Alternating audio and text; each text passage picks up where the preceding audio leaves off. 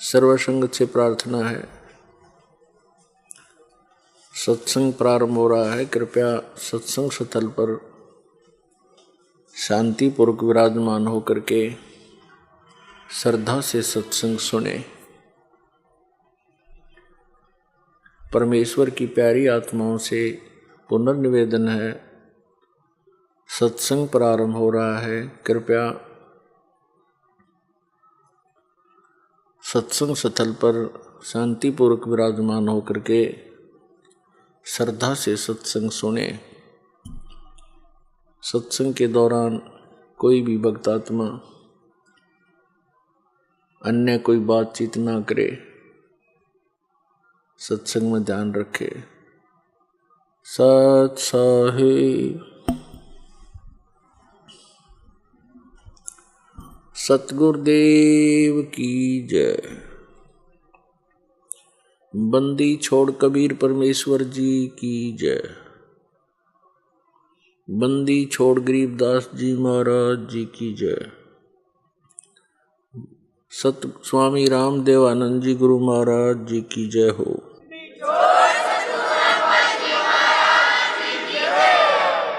Grieve Namo Namo सतपुरुष को नमस्कार गुरु के नहीं। सुर नर मुनि जन साधुआं संतों सर्वस दी नहीं। सतगुरु साहेब संत सब डंडो तुम प्रणाम। आगे पीछे मज हुए तिनको जहाँ कुर्बान। नराकार निर्विषम काल जाल वैवंजनम निर्लेपम निज निर्गुणम अकल अनुपवेशोन्दनम। सोहम सुरति समाप्तम सकल समाना निर्तल। उज्ज्वल हीरंबर हरदमम बेपरवा अथा है वार पार नहीं मध्यतम।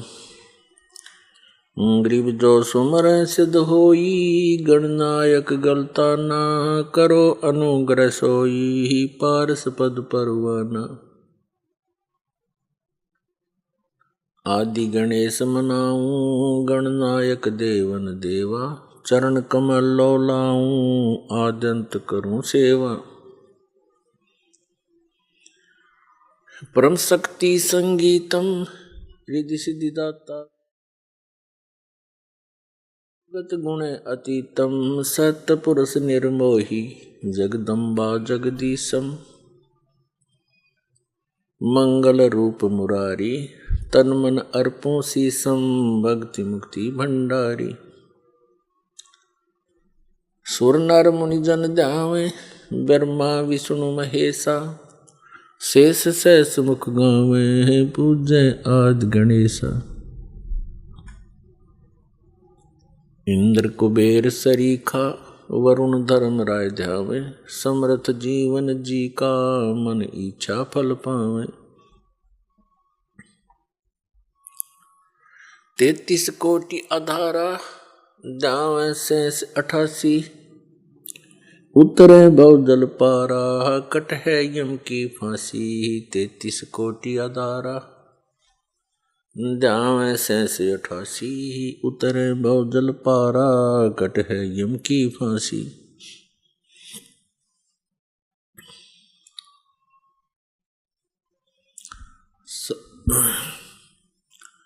कर जोड़ूं विनती करूं धरूं चरण पर शीस। गुरु जी राम देवानंद जी महाराज ने दियो नाम बख्शीश।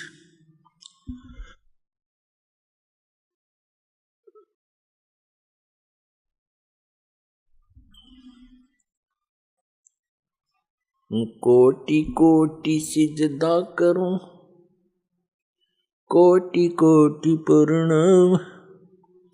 चरण कमल में राखियो मैं बांधी जाम गुलाम। कुत्ता हूँ गुरुदेव का रामपाल दास का नाम। गले प्रेम की जेवड़ी जहाँ खेचो वहाँ जाऊं मैं, तो करो तो हो बावड़ू, दूर दूर करो तो जाऊं, ज्यों राखो त्यों ही रहूं, जो देवो सो खाऊं। परम पिता परमात्मा पूर्ण ब्रह्म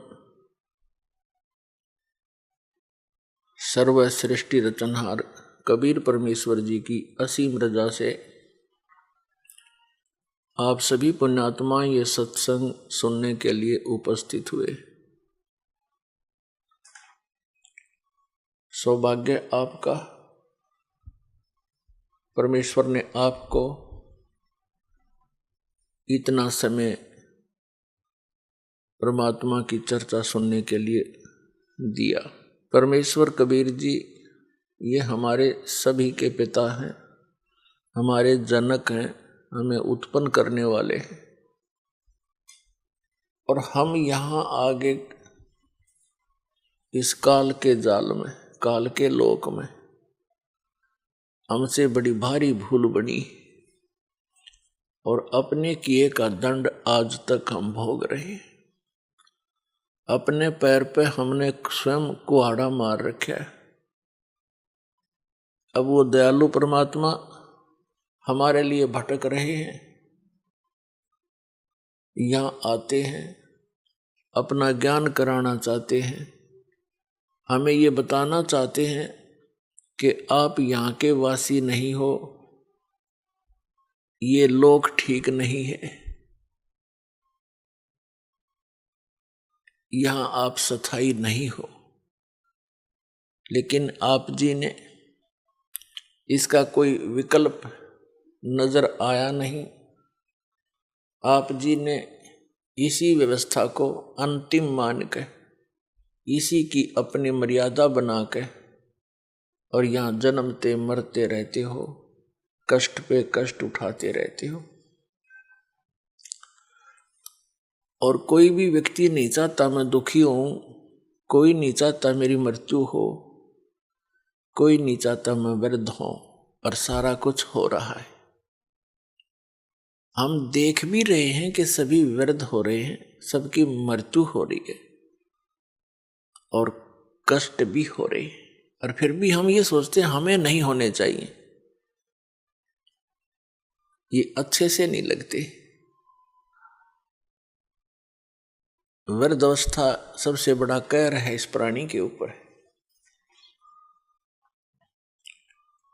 और जो परमात्मा कबीर जी की शरण में आ जाते हैं, इस दयालु भगवान के की भक्ति से इनको बहुत सारा मिलता है। वृद्धावस्था में शरीर में रोग कम होते हैं और परमात्मा की भक्ति के सहारे इनका शरीर ठीक चलता रहता है। और जो परमात्मा कबीर जी की शरण में नहीं आते हैं, वो वृद्धावस्था के अंदर एक महान कष्ट को भोगते हैं। हम रोगी हो जाएं तो भी हम स्वीकार कर रहे हैं, और वृद्ध हो जाएं तो भी हम कोई दिक्कत नहीं। लेकिन जब मृत्यु का टाइम आता है, मृत्यु का नंबर आता है, तब हमें अच्छा नहीं लगता। क्योंकि मुश्किल से सारा जीवन लग के तो एक परिवार बनाया, फिर एक घर बनाया, करीब चालन की तैयारी होगी। बताइए कोई सांग होया? ये क्या व्यवस्था, खा के ये व्यवस्था, और ये पता है ये कंपलसरी होगा। तो इसका कारण क्या है? हम चाहे कितने दुखी हैं, मृत्यु नहीं चाहते। क्यों नहीं चाहते? क्योंकि ये कोई बढ़िया बात थोड़ी है, सारा जीवन ये जोड़ जाड़ कर बनावा, सेटिंग सी करें, इतना मृत्यु हो जाती है। क्यों नहीं चाहते? क्योंकि हम ऐसे लोक से आए हैं जहां मृत्यु नहीं होती थी, जहां वृद्धावस्था नहीं होती थी, जहां पर हमारी बॉडी में कोई रोग नहीं होता था। इसलिए हमें वो बातें पक्की याद हैं, आभास है कि ऐसा नहीं होना चाहिए। तो वो उसी लोक में होगा जाकर के, यहां तो ऐसा ही होगा। कबीर साहब कहते हैं साथी हमारे चले गए, हम भी चालन हारे।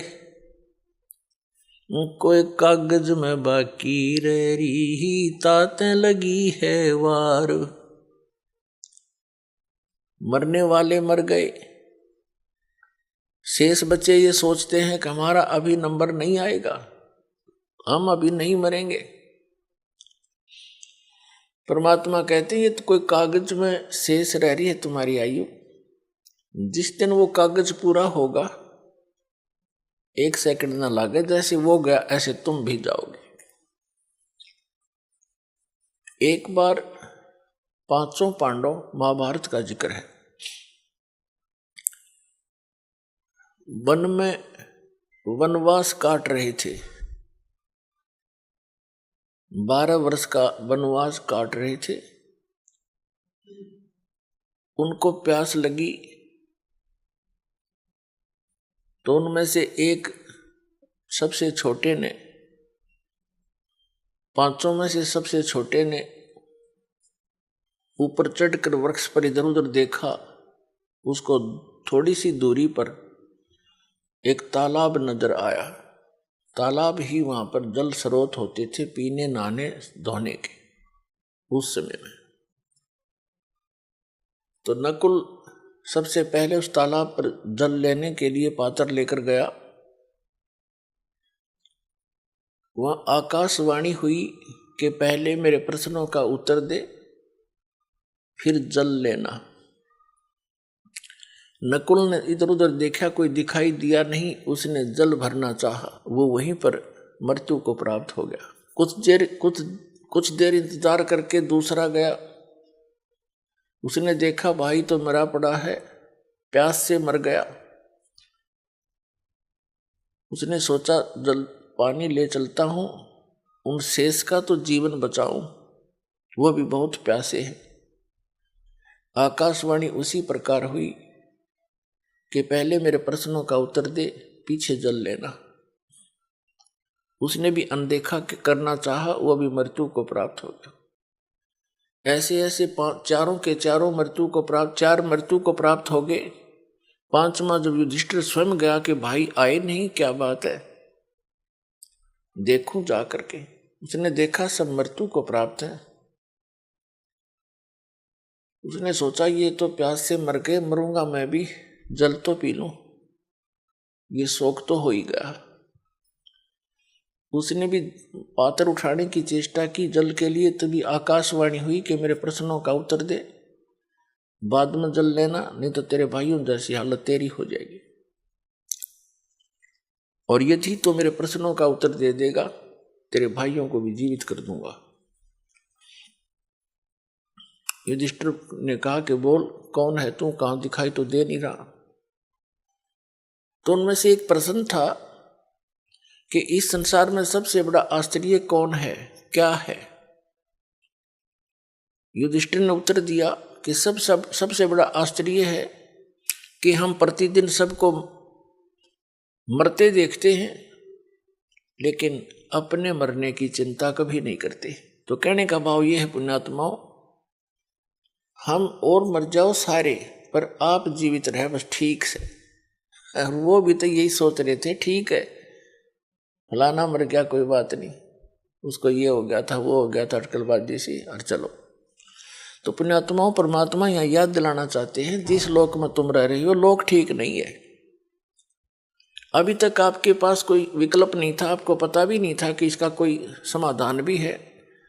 अब तो कति कंप्लीट कोर्स है और पूरा समाधान है, और बहुत ही आसान है। ये सबसे आसान काम था और सबसे जटिल बना दिया इन अज्ञानी संतों, महंतों, आचार्यों और शंकराचार्यों, काजी और मुल्लाओं ने, सबके धर्म गुरुओं ने, तत्व ज्ञान से अपरिचित होने के कारण।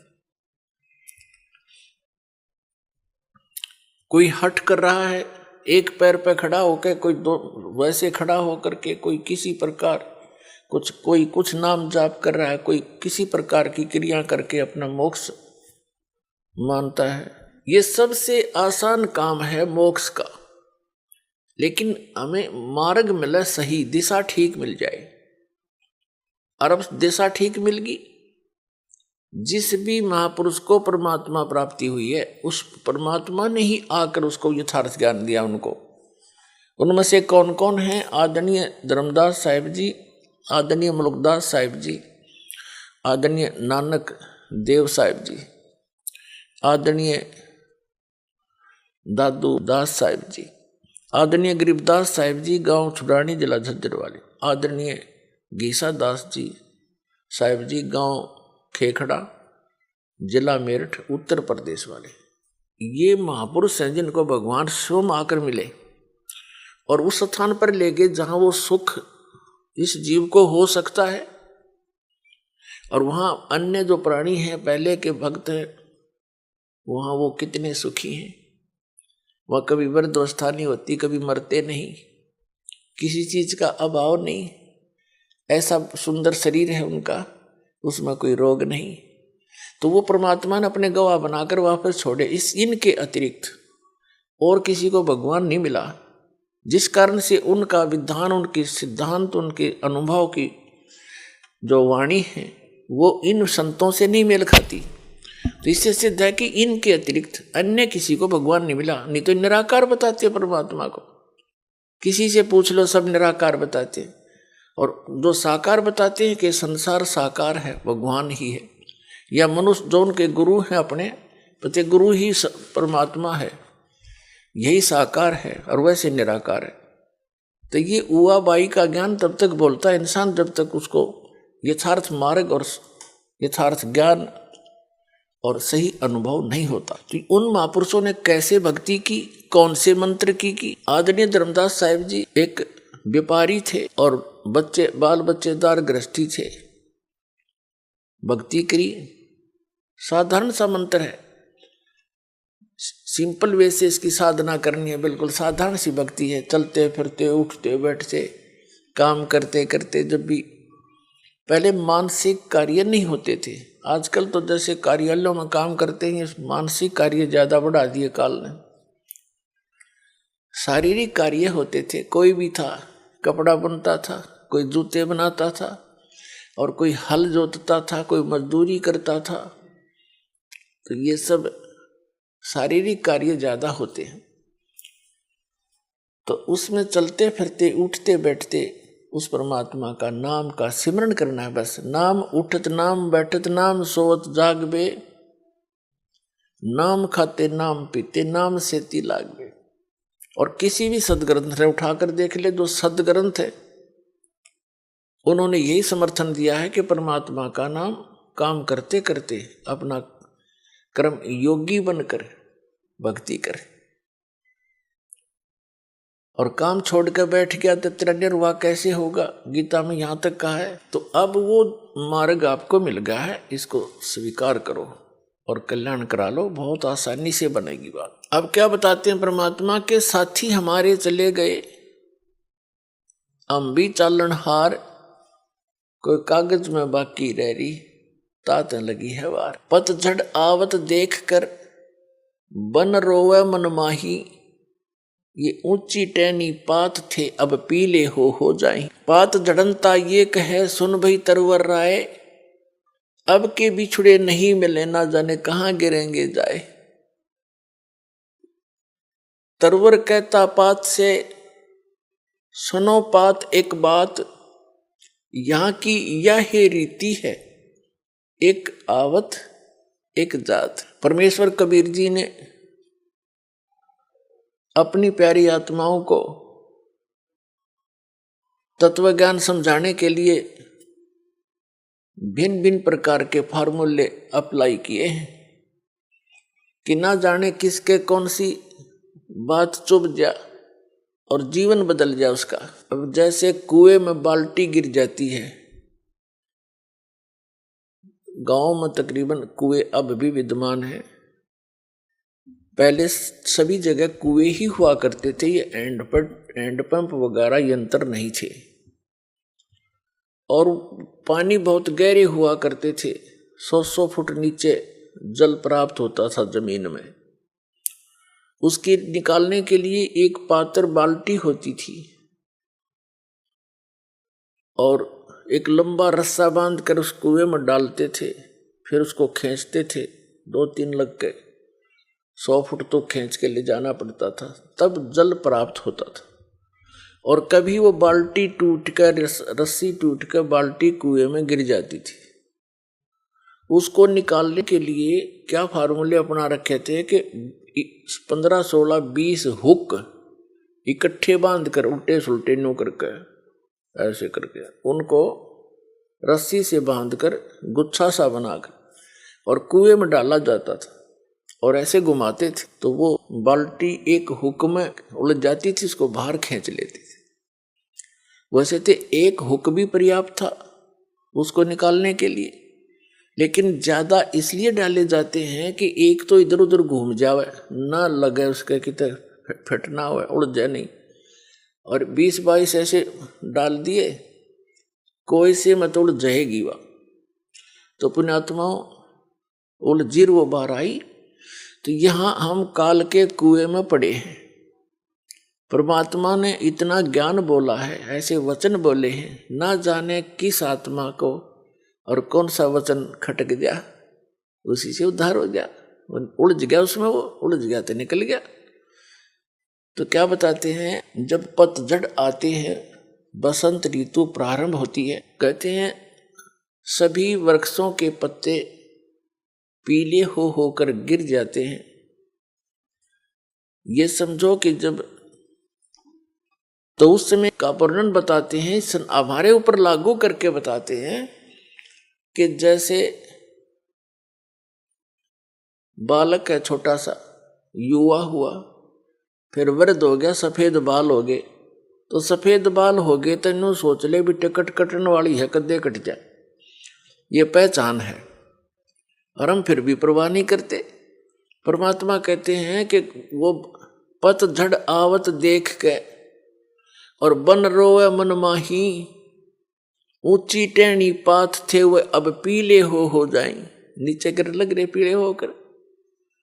तो फिर क्या बताते हैं, पात जड़नता ये कहे, सुन भई तरवर राय, अब के बिछुड़े नहीं मिले, ना जाने कहां गिरेंगे जाए। एक पत्ता टूटता हुआ मानो ये कह रहा हो कि हे तरवर राज, हे वृक्ष राजा, अब हम तेरे से बिछुड़ रहे हैं, ना जाने कहां गिरेंगे, किसी पशु के पैर के नीचे कटेंगे या गंदे नाले में पड़कर सड़ेंगे, ना जाने कहां गिरेंगे। अब तरुवर जैसे वृक्ष कह रहा हो उस पत्ते को, तरुवर कहता पात से सुनो पात एक बात, यहाँ की यह रीति है, एक आवत एक जात। जैसे पत्ते झड़ गए पतझड़ के दौरान, तुरंत ही छोटी छोटी कोपल फूट आती है उस वृक्ष पे, और 10 दिन 20 दिन महीने के बाद फिर वो हरा भरा हो जाता है। और जो पहले ऐसे ही फूटे थे, पत्ते बन गए थे, एक वर्ष उन्होंने फड़फड़ कर लिया, और एक टूट पीले बन होकर टूट के वो भी अब विनाश को प्राप्त हुए। ऐसे ही वो टूट कर गिरे, छोटी छोटी कलियां, फिर छोटे छोटे पत्ते फिर फूट आए कोपल, और वो भी पत्ते बन जाएंगे, 1 वर्ष के बाद वो भी ऐसे ही विनाश को प्राप्त हो जाएंगे। तो इस संसार को परमात्मा इस काल के लोक को दर्शाना चाहते हैं, यहाँ की व्यवस्था को कबीर परमेश्वर जी बताना चाहते हैं कि जैसे बच्चे का जन्म हुआ, फिर युवा हुआ, विवाह हो गया, उनके संतान होगी, छोटे फिर बच्चों के भी संतान होगी, अपनी मृत्यु निकट आ गई, पोता पोती बच्चे अपना वो कोपल फूट आई, वो बूढ़ा मर जाएगा, बच्चे जवान हो जाएंगे, फिर वो मर जाएंगे, फिर उनके जवान हो जाएंगे। तो परमात्मा यहाँ बताना चाहते हैं कि यहाँ की यह रीति है, एक आवत एक जात। अपने आत्माओं, जैसे कोई व्यक्ति सारा जीवन अपने परिवार पोषण में, मकान कोठी बनाने में लगा ही देता है सारा। जिसको ये ज्ञान नहीं, वो सारा काम में वो करे आजीवन, बस उतने में ही सीमित रहता है। ये तो सत्संग सुनने से पता लगता है कि हमारा मूल कार्य तो कुछ अन्य था। तो ये सत्संग भी बहुत पुण्यकर्मी प्राणी को ही प्राप्त होता है। तो क्या बताते हैं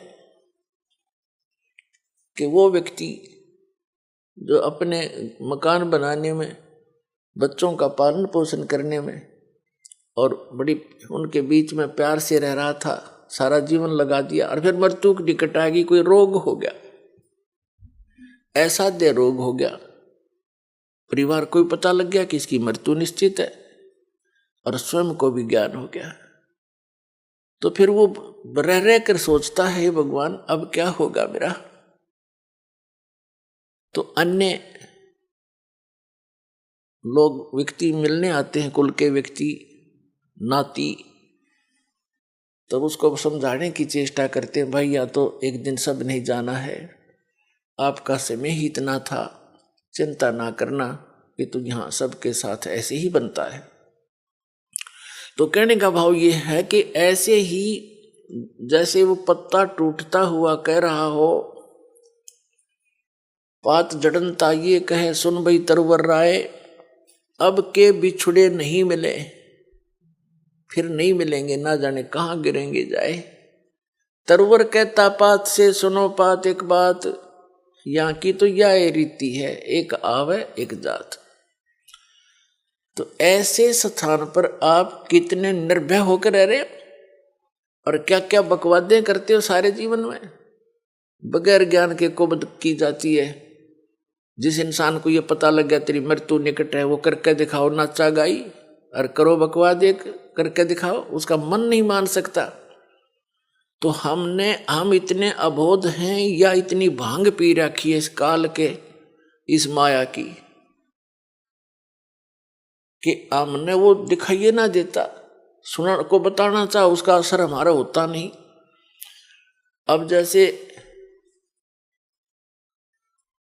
महापुरुषों के पास जाते हैं, उनका चेहरा भले ही वो अंदर से खुश होते हैं लेकिन ऊपर से वो मायूस दिखाई देते हैं। आदरणीय नानक देव साहिब जी के पास कुछ भक्त गए जाते रहते थे, कुछ नए नए भी जाते हैं, तो वो देखते हैं कि हमने तो साधु संतों के चेहरे बड़े खिले हुए लाल लाल देखे, उनके देखे जो पेट भर थे, ऊपर से दिखे साथ तो उनको ज्ञान था ही नहीं। अच्छी खावा काजू किस्मस मेवार पेलन डंड 2 किलो पीवे दूध इकट्ठे, उनके तो आप लाल चेहरे होंगे, वो तो काल के पशु है। और जो संत है उनने तो टाइम पास करना मुश्किल हो जाता है यहाँ पर जब ज्ञान हो जाएगा। तो नए नए भक्त जाते थे, वो पूछते हैं कि महाराज जी आप हमें कभी खुश नजर नहीं आए, आप ऐसे रहते हो जैसे आपका कोई चीज गुम हो गई हो, मायूस रहते हैं। तो नानक जी ने कहा कि ना जाने काल की कर डारे और किस विध ढल जा पासावे, और जिन्हां ते सरते मौत खुड़क दी उन्हां नू केड़ा हासा। कहा करते महात्मा कि तुमने ज्ञान कौन बालको, हमें अपनी मौत दिखाई देती है। 1 मिनट में 1 सेकंड में ना जाने काल के बिजली गिर दे किस क्षेत्र में डाल दे।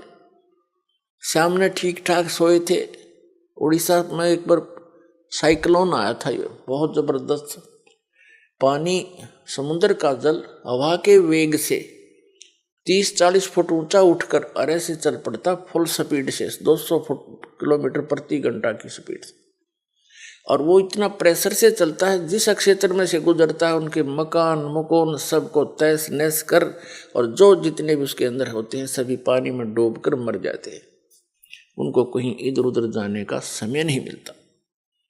और वो सभी इसी तरह लगे हुए थे जैसे शेष बच्चे भी लग रहे हैं, ये कर दूंगा वो कर दूंगा फलाना कर दूंगा उस पर ऐसे कर दूंगा, ये कोठी बनाऊंगा। जो बनाना था वो प्रारंभ भी नहीं कर पाते, ये करना था जो भक्ति करो परमात्मा ने याद रखो, और समर्थ की शरण में आने से ये आपदाएं भी टला करती हैं। तो क्या बताते हैं, ना जाने काल की कर डारे, किस विध ढल जा पासावे, और जिनाते सरते मौत खुड़क दी, उनानु केड़ा हासावे। हमने तो भाई अपनी मौत दिखाई देती है, और ना जाने यहाँ क्या बिजली गिर जा, और इसलिए सावधानी बरत रहे हैं। और वहां जाने की चिंता है, कोई गलती ना हो जाए और फिर काल के जाल में फंसे रह जाए। फिर उन्होंने पूछा कि भक्तों ने पूछा, क्या आप सदा ऐसे रहते हो, क्या आपको कभी खुशी नहीं होती? संतों की जो खुशी है वो आत्मिक होती है, ऊपर लोग दिखावा नहीं होता। नानक साहब जी कहते हैं, साध मिले सड़ साधी होंदी, और विछड़ जा दिलगिरी वे, अख दे नानक सुनो जहाना मुश्किल हाल फकीरी वे। जब मुझे मेरे भक्त, मेरे साध संगत आती है, सत्संग होता है, तो मेरी खुशी का ठिकाना नहीं होता, लेकिन वो दांदरे काट कर नहीं, अंदर से खुशी होती। साध मिले सड़ साधी होंदी, और विछड़ जा दिलगिरी वे, और जब ये चले जाते हैं भक्त, तब मुझे दिलगिरी होती है और चिंता सताने लग जाती है। किस चीज की? कि इनको मुश्किल से मैंने लाइन पर लाया है, विकारों से रहित किया है। उस परमात्मा सचखंड में सतपुरुष को, सतलोक को मैं जाकर के देखा है, उससे प्राप्त ज्ञान के आधार से मैं इनको ज्ञान दे रहा हूँ। क्योंकि आदरणीय नानक देव साहिब जी पहले हिंदू धर्म में जन्मे थे, श्री राम कृष्ण के कट्टर पुजारी थे, और ब्रजलाल पांडे के पास वो गीता पढ़ा करते थे, उनसे दीक्षा ले रखी थी। जब परमात्मा आए, उनको सतलोक लेकर गए सचखंड बेई नदी से, एक साधु रूप में आए थे, जिंदा महात्मा के रूप में, परम अक्षर पुरुष सतपुरुष, और उनको साथ लेकर सतलोक गए सचखंड, फिर वापस छोड़ा था। 3 दिन तक वो अचेत कहीं गुप्त रखे थे, उनका शरीर आत्मा को लेकर गए थे। तो उन्होंने आकर जो भी उस मालिक से वार्ता हुई, जो भी उनका आदेश था कि ऐसे ऐसे इन पुण्यात्माओं को आप भक्ति मार्ग पर लाओ, मेरा ज्ञान बताओ, और इनको केवल इतना ही अभी स्टार्ट करना, जैसे पहली कक्षा के बालक को वो ABCD ही सिखाई जाती हैं, ए आ ईड़ा उड़ा ये सिखाए जाते हैं, इसे आगे वो ग्रहण भी नहीं कर सकता। तो उस समय भगत समाज की ये स्थिति थी कि एकदम एक समाज से हटकर अलग से कोई क्रिया करना कोई बालकों का खेल नहीं होता। पूरा हिंदू समाज विरोधी बन गया, वो पांडे भी विरोधी हो गए, खुद पिता भी कालू राम मेहता जी भी विरोधी हो गए उन नकली गुरुओं के बहकाने सिखाने से कि ये तो ब्रह्मा विष्णु महेश को भी नहीं मानता, ये तो शंकर जी की पूजा भी नहीं मानता, ये इससे ऊपर भगवान बताता है, नास्तिक पैदा हो गया।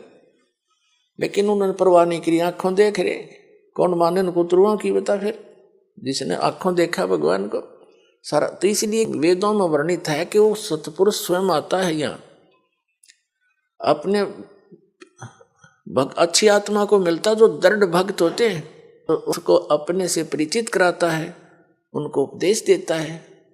तो ये दृढ़ भक्त थे जिनको परमात्मा मिले। सारा समाज एक तरफ था, पूरा हिंदू समाज, और नानक साहिब जी एक तरफ थे, डगमग नहीं हुए। जितना भी मेहनत करी, खूब जगह जगह प्रचार किया, फिर प्रचार किया हुआ जो 10-12 वर्ष प्रचार किया उन्होंने, तो ऐसी बात नहीं, कुछ एक व्यक्ति पुण्यात्मा उनके ज्ञान से परिचित हुए, लेकिन बहुत कम। फिर वो एक स्थान पर रहने लगे, अपने घर पर ही 16 वर्ष अपने घर पर रहे, फिर अपना खेती का कार्य भी करते थे और सत्संग भी करते थे।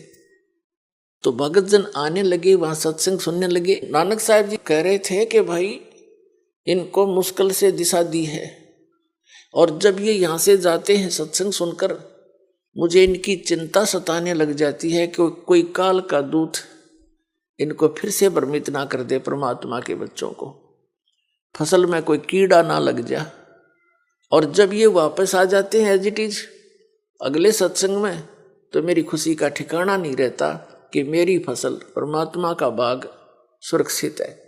साध मिले साड़ी शादी होंदी, विछड़ जा दिलगिरी वे, अखदे नानक सुनो जिहाना मुश्किल हाल फकीरी वे।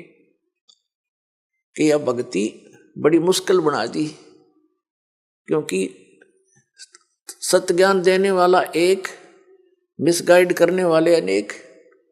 तो एक उस समय एक की बात को स्वीकार करना हंसी खेल नहीं होता। वहां से जाते ही कोई कुछ कह रहा है, कोई कुछ कह रहा है, वाह भाई वाह, तुम कहाँ से ले आए कबीर भगवान, तुम कहाँ से ले आए ये ज्ञान, ये नाम। तो इसलिए रह रह कर सत्संग में आने से दृढ़ हो जाते हैं, प्रमाणों से परिचित हो जाते हैं, तो फिर वो भक्त सॉलिड हो जाते हैं, डगमग नहीं होते। तो हम इसलिए भय नहीं मानते अन्यों को मरते हुए देखकर भी, क्योंकि हमें तत्व ज्ञान नहीं, हम बालक जैसे हैं। 10 बच्चे हों छोटे छोटे और खेल रहे हो, साथ में गड्ढा हो, 10 के 10 गिर जाएंगे उसमें। एक गिर गया, दूसरा भी खेलता खेलता तीसरा भी, क्योंकि उनको पता है नहीं ये मर रहे हैं, तू बच जा। उनकी इतनी बुद्धि काम करती ही नहीं। तो आज जब तक आपको ये तत्व ज्ञान नहीं होगा, आप उस अतिथि के बच्चे हैं। अब इस ज्ञान से आपकी बुद्धि विकसित होगी, फिर डर लगेगा, डर लगेगा तो उसका समाधान भी होगा। तो इसी प्रकार परमात्मा हमें ये ज्ञान कराना चाहते थे कि तुम इस झूठे सुख को सुख कहे, ये मान रहा बनमोद, ये सकल चबीना काल का, कुछ मुख में कुछ गोद। ये झूठे सुख को सुख मान बैठे तुमने सुख का तो आभास भी नहीं है। चाहे सारी पृथ्वी का प्रधानमंत्री बन जाए, सारी पृथ्वी का राष्ट्रपति राजा बन जाए,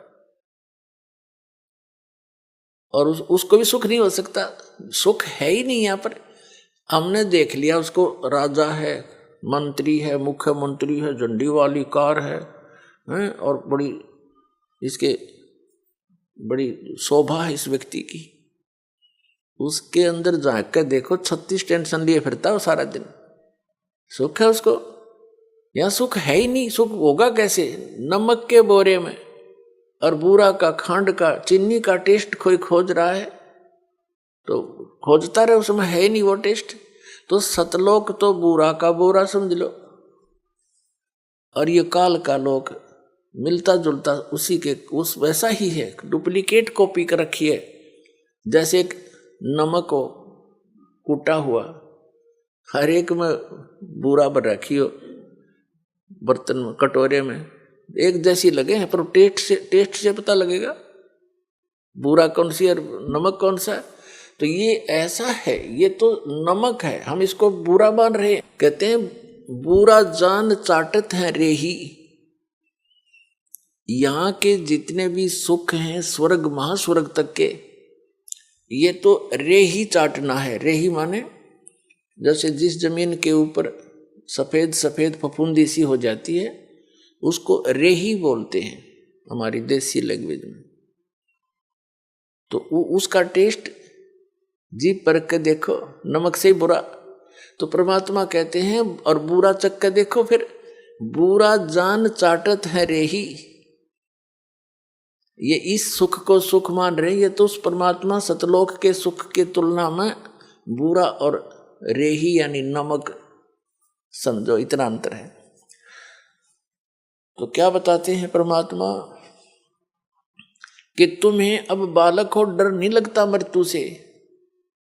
तुम ये सोच रहे हो नहीं, आदमी 100 वर्ष तो जीवित रहता ही है व्यक्ति, और जो यही आशा लेकर जी रहा था 20 वर्ष का मर गया, कोई 30 का मर गया, कोई 5 वर्ष का मर गया, उसको तो हम इत्तेफाक मानते हैं।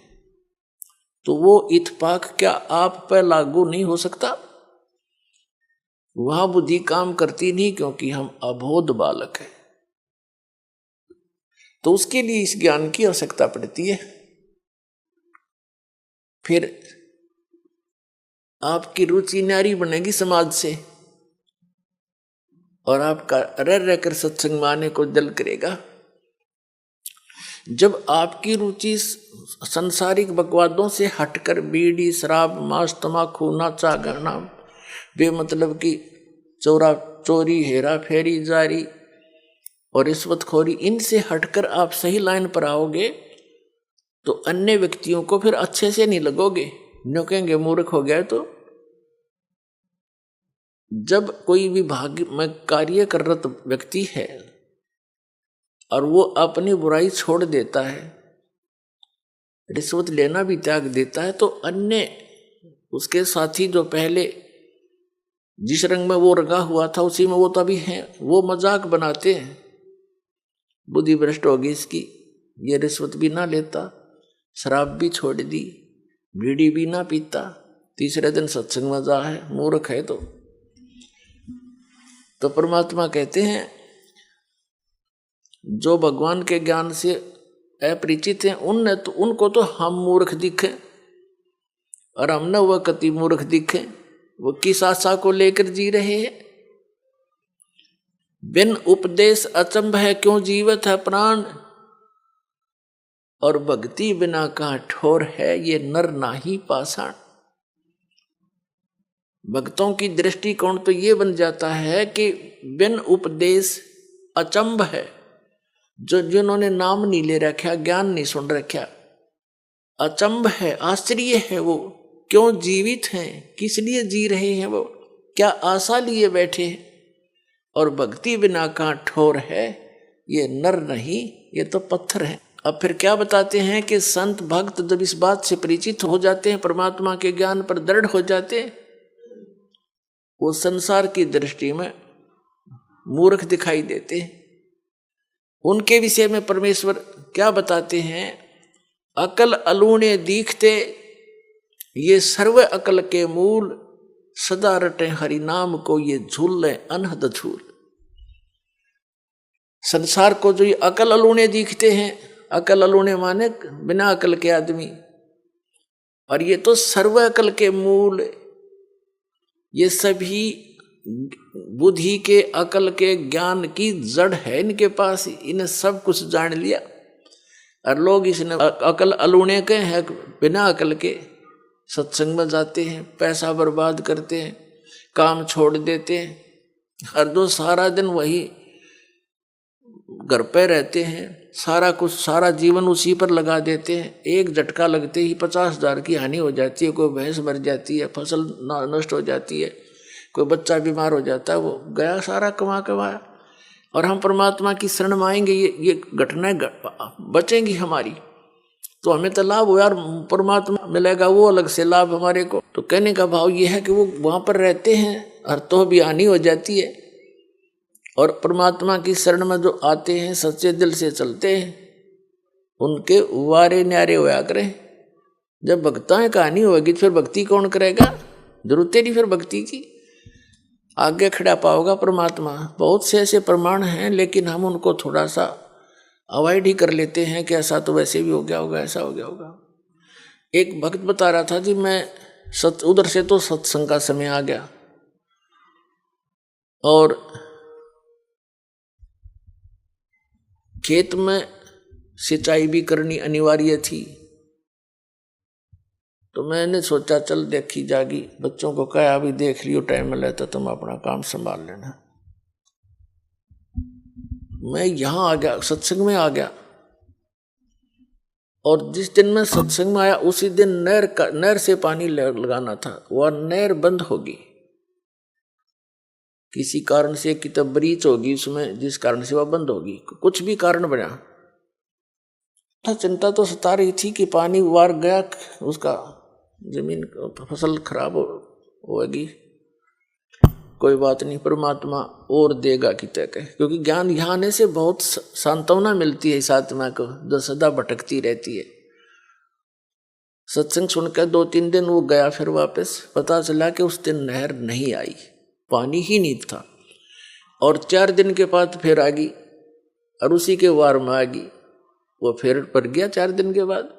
तो ये चाहे इत्तेफाक हो, पर उसका दृढ़ पक्का विश्वास हो गया कि सचमुच भगवान जो चाहे सो करते।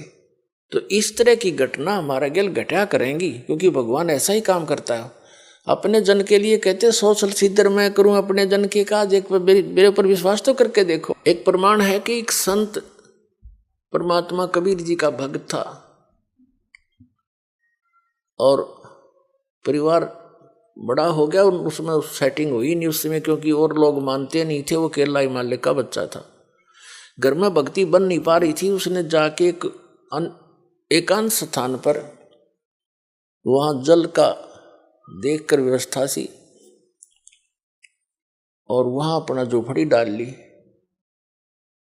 वहां से फल फूल लावे, तोड़ के खावे और अपना भक्ति करे, दिन रात साधना कर रहा था। एक दिन वो बीमार हो गया और उसने सिद्धांत सा बना रखा था कि पहले मैं मुंह धोऊं, हाथ पैर मुंह धो करके फिर अपना अन्य काम करूं, ऐसा नियम था उसका। जब तक वो हाथ पैर मुंह कुरला वगैरह ना कर लेता था तब तक उसने अपना नियम बना रखा था। बाकी जैसा भी, तो वो अन्य कार्य नहीं करता था, कुछ आहार भी नहीं करता था। वो एक बार बीमार हो गया, चलने में असमर्थ हो गया और उसको नीचे जाकर के, काफी नीचे, पहाड़ से नीचे उतरकर ऐसे ऐसे घूमकर तालाब में जाना पड़ता था। वहां हाथ पैर मुंह धोता था, स्नान करता था,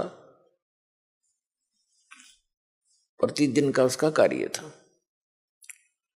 उस दिन वो ऐसा नहीं कर पाया तो उसने बहुत चिंता बनी और कसक के साथ मालिक को याद किया, है परमात्मा, आज तक आपने इस दास को कभी भी ऐसे नहीं रहने दिया। आज मैं विवश हो गया और मैं हाथ पैर मुंह नहीं धो सकता, मैं कुछ खाऊं भी नहीं गा। ये सोचकर उसने दृढ़ निश्चय करके अपना लेट गया। एक दिन बीता, 2 दिन बीता, 3 दिन, तीसरे दिन देखा परमात्मा ने कि शायद ये अट्ठी आदमी पर भगत सच्चा है। बाकी इस तरह की आंट लानी नहीं सी ये भगत ने। फिर भी क्या किया मालिक ने, इतनी वर्षा कर दी, इतना पानी बरसा दिया, कुछ ही समय में पूरी पृथ्वी पर जल हो गया। अब वहां जल तभी पहुंच सकता था जब पूरी पृथ्वी पर 200-300 फुट पानी खड़ा हो जाए। वो जहां उसकी झोंपड़ी थी पहाड़ के किनारे के ऊपर, वहां तक जल जब जा सके था उसके, और वो उठ के चल नहीं सकता, तो सब जगह भर दिया, कति फुल कर दिया। पानी उसकी झोंपड़ी के पास आकर किनारे पर डट गया जिससे उसके हाथ जा सके। उसने देखा हो भगवान ने बड़ी दया करी, हाथ पैर मुंह धोया, कुछ खाया पिया। खाने पीने के बाद उसकी चेतना ठीक हुई, उसने देखा सारा जल ही जल। बोले फिर वो रोने लग गया दूसरी तरफ से, भगवान मुझ नीच के कारण सारी दुनिया मर गई, हे परमात्मा मैं पाप का भागी बन गया दाता, अब मुझे जिया नहीं जागा, ये पाप देखा नहीं जागा। फिर वो दूसरी तरफ से रोने लग गया। 2 सेकंड के बाद परमात्मा ने क्या कर दिया, एज इट इज, जो जहां भी काम कर रहा था, जैसे परिवार था, न्यू का न्यू, और पानी के आसपास की तो निशान भी नहीं, और वो छक्या बैठा।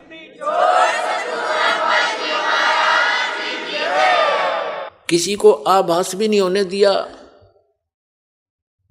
और उसका पेट भर दिया। तब आकाशवाणी करी के भक्त, दारी मेरे संत की मोह से मिले ना अंश, और भला बुरा बाँचे नहीं। ये बकवाद इस तरह की आठ अडांस लावा नहीं, सोई हमारा वंश। अब उसके माध्यम से अन्य को भी शिक्षा दी परमात्मा ने कि ठीक है, जो मेरा भक्त धारणा कर लेगा उसके लिए मैं कुछ भी कर सकता हूं, पर थोड़ा बहुत सोच समझ कर डिसीजन लेना चाहिए तुम्हें।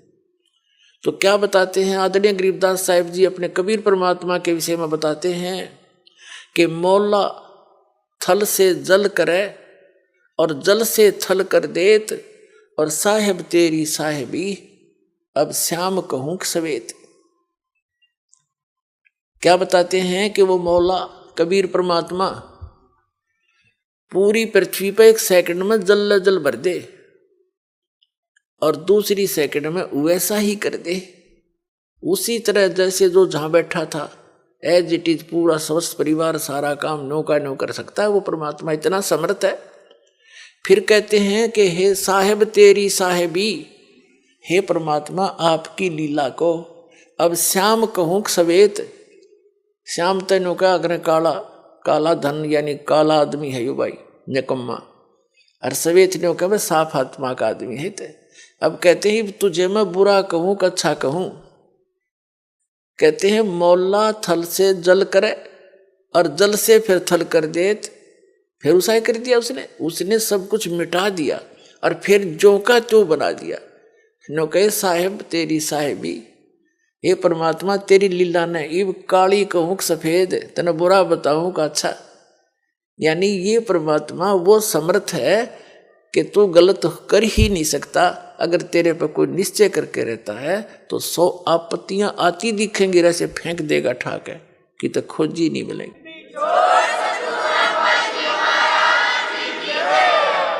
तो परमात्मा याद दिलाते हैं कि अकल अलूने दिखते, ये भक्त दुनिया नहीं से दिखे बॉलीवुड से पागल से, तीसरे दिन दांत थल्ला ठा गए बरवाड़ा में के दर रखे ने, और कहते हैं अकल अलूने दिखते ये सर्व अकल के मूल। ये तो सब ज्ञानों की जड़ है, सब बुद्धिमानों के बुद्धिमान है, इनके जड़ है इनके पास बुद्धिमता की। और सदा रटे हरि नाम ने ये झूले अनंत झूल, ये तो निश्चित तो कर रहे हैं परमात्मा की भक्ति कर रहे हैं, और 2 रोटी दाता ने देनी है भाई। प्रथम तो हम भूल चुके हैं कि जो किस्मत में वही मिलेगा।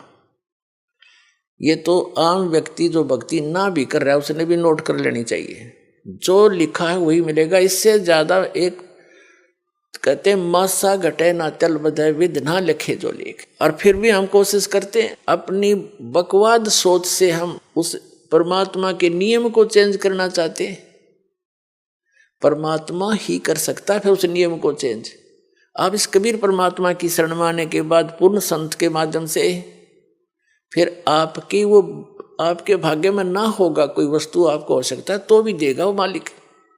मासा घटे ना तल बधे विद ना लिखे जो लेख, और सच्चा सतगुरु मेट कर ऊपर मार दे मेघ।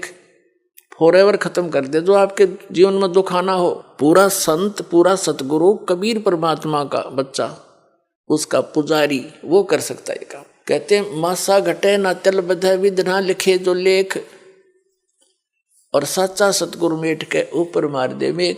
अपने आत्मा तो ये सब ने अपने पल्ले नोट कर लेना चाहिए। जो भक्ति नहीं कर रहे उन्हें भी इस बात का ध्यान करना चाहिए कि जो किस्मत में वही मिलेगा।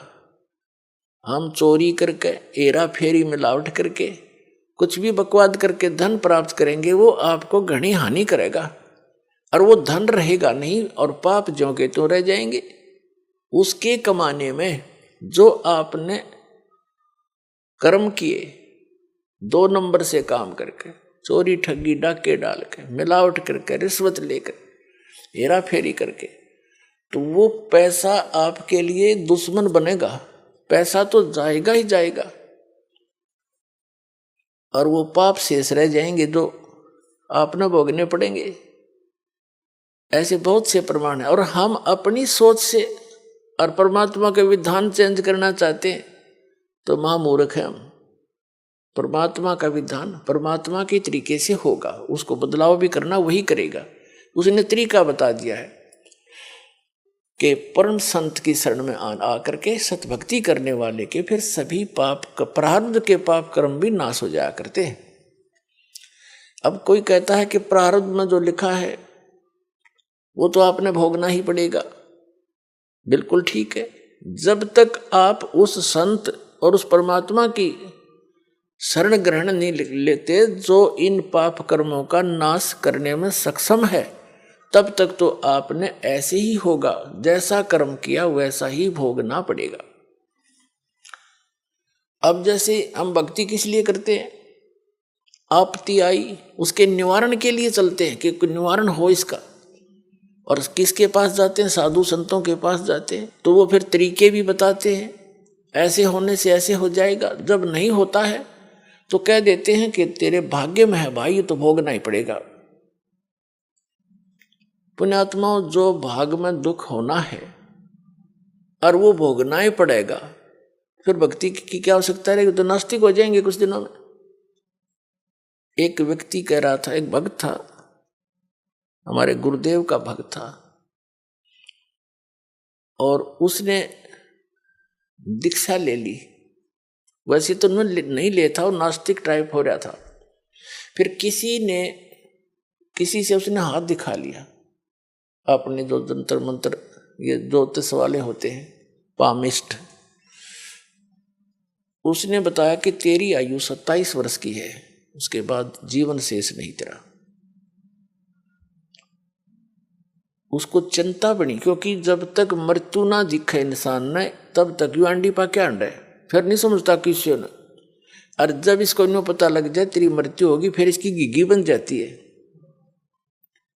उसने सोचा कहीं इसने गलत बता दिया हो, और दूसरा बढ़िया पामिस्ट पूछा किसी से, उसने बताया कि वो फलाने उसमें रहता है, इतने रुपए लेता है, और बिल्कुल 100 की 100 सच आपके अंक बता देगा किस्मत के। वहां गया, उसने भी जाते ही बताया तेरी आयु 27 वर्ष की है। अब चिंता का ठिकाना तो नहीं रहा, लेकिन फिर भी सोचा और पूछूं, 3-4 से उसका कहता मैंने पूछा, और सब ने एक फाइनल कर दिया। और उसमें उम्र थी उसकी सारी 23-24 वर्ष की। तो उसने चिंता खाने लगी, घर वालों को बतावा नहीं। फिर उसको राम की कथा भी सुनाने लगी, क्यों मौत निकट दिखाई देती। कहीं कहीं ऐसे सत्संग सुनाया। एक दिन दया होगी, परम संत की शरण में उसको मिल गई। अब वो भक्ति में दृढ़ होकर लाग गया। घर वाले कहें तेरा बीमारी क्या है, वो कहे मैं ठीक हूं, कोई दिक्कत नहीं है।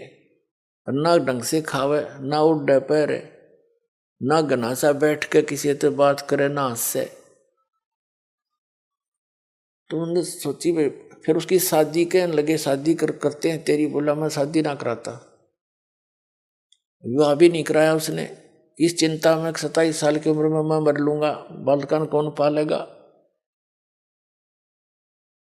अब वो 27 साल का हो गया, और जब 27वां वर्ष आया तब तो उसकी कति और 2 रोटी खाओ था, एक रहेगी। और लेकिन भक्ति में ठीक लगा रहा।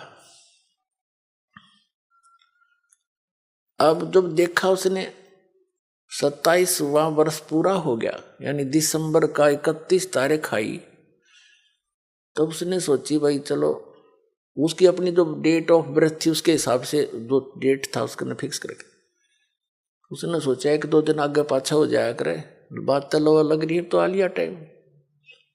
1 दिन गया, 2 दिन गया, 3 दिन गया, चौथा दिन भी इंतजार करी, 5 दिन हो गए, 10 दिन हो गए, 15 दिन हो गए। उसने सोचा हाथ फेर दिखा लूं। वो फिर गया उन पामिस्टों के पास जो सबसे बढ़िया वाला था। उसने नो ना बताई कि आपने पहले नो बता रखी थी, कभी फिर वाई बता दे। उसने जाकर देखा, जी मेरी कितनी उम्र है। उसने बताया भाई तेरी उम्र तो 70 साल की है। मेरी उम्र 70 साल की। उसके बाद चीना कहते इसने तो का मार दिया, इसने पता तो है कि तो मरण हो रहा है। उसने फिर दूसरे को दिखाई, उसको दिखाई, उसने भी बताया कि भाई 70 वर्ष जीवेगा तू बच्चा, तेरी उम्र 70 वर्ष की है। वापस आया, गुरुजी के चरणों में पड़कर बुरी तरह रोए, नो कहे भगवान जिसे सुने थे उसे पाए तुम था। कबीर भगवान मेरी उम्र 27 वर्ष की थी, खड़ा होकर रो और बतावे। 27 साल के बाद उसने ब्याह करवाया, और ईबते जीव है वो। कुछ दिन के बाद नाम छोड़ गया कि होगी 70 साल की, के जरूरत से भगवान की फुट्टे बाग हमारे। तो पुण्यात्माओं, परमात्मा कहते हैं दुख में सुमन सब करें, सुख में करे ना कोई, और जय सुख में सुमन करे दुख काहे को होए। अब सुख हो गया तो वो भगवान छोड़ गया। तो ऐसे भी निकम्मे हैं हम इन दुखों के योग्य हैं, लेकिन समर्थ ही होता है। उसने अपनी समर्थता दिखा दी जो वेद बताते हैं। ऋग्वेद मंडल नंबर 10 सूक्त नंबर 161 के मंत्र नंबर 2 में लिखा है कि यदि कोई रोगी हो, उसका रोग अक्षमता से भी आगे पहुंच गया हो और उसकी मृत्यु भी हो जावे तो भी परमात्मा अपने भगत की 100 वर्ष की आयु यानी आयु बढ़ा सकता है और मरने के उपरांत जहाँ भी कहीं गया हो वहाँ से वापस ला करके उसको पुनर्जीवन दे सकता, उसी बॉडी में प्रवेश कर सकता। तो वो परमात्मा ये कबीर जी हैं। तो कहते मासा घटे न तिल बधे विद ना लिखे जो लेख और सच्चा सतगुरु मेट कर ऊपर मारे मेघ।